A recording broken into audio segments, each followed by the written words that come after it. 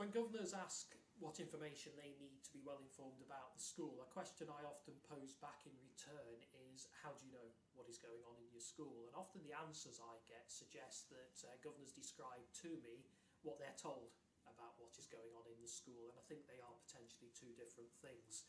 So, recognising a large amount of knowing what is going on in the school will come through the senior professionals working in the school, and particularly the head teacher. And that is an absolutely valuable source of information. I think the format for that information should be related again back to the key areas of governance. So in terms of school improvement and strategic direction, you would expect the school improvement plan to feature prominently there.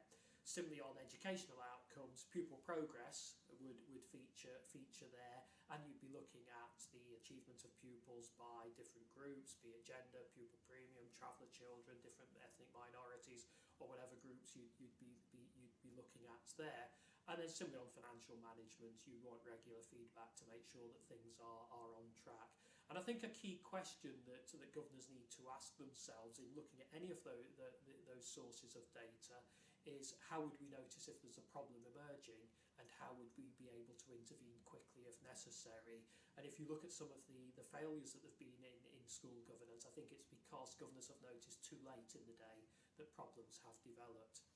In addition to those areas, the governors will have, I'm sure, their own key performance indicators. So in a growing school, what level of pupil recruitment is going on, how good is staff recruitment and induction. There'll be things that are particular to that individual school and its evolution.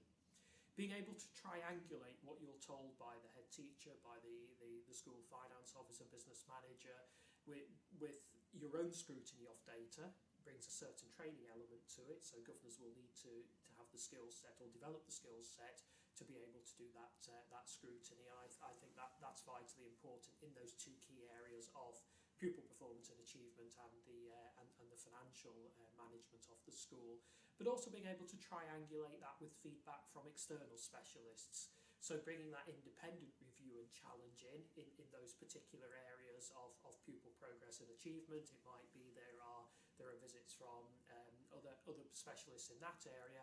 And on finance, you should be looking to develop a good relationship with your external auditors and develop a robust internal audit programme to supplement that. And then I think the final part I'd emphasise in this area is the importance of stakeholder engagement. And that is a very rich source of being able to triangulate what is going on in the school. That might come through governor visits, where governors are going in and talking to and listening to stakeholders within the school, but also stakeholders outside of the normal school day. So maybe governors going along to parents' evenings, to open days, community events, and acting as ambassadors of the school and being seen to have a high profile in the leadership of the school, but also be able to listen to the feedback from those stakeholders. And I think if I was to signpost a good model for effective stakeholder engagement, I'd encourage governors to look at the framework for external reviews of governance. There is a section on effective stakeholder engagement there that I think sends out some very positive messages about how that can be done effectively.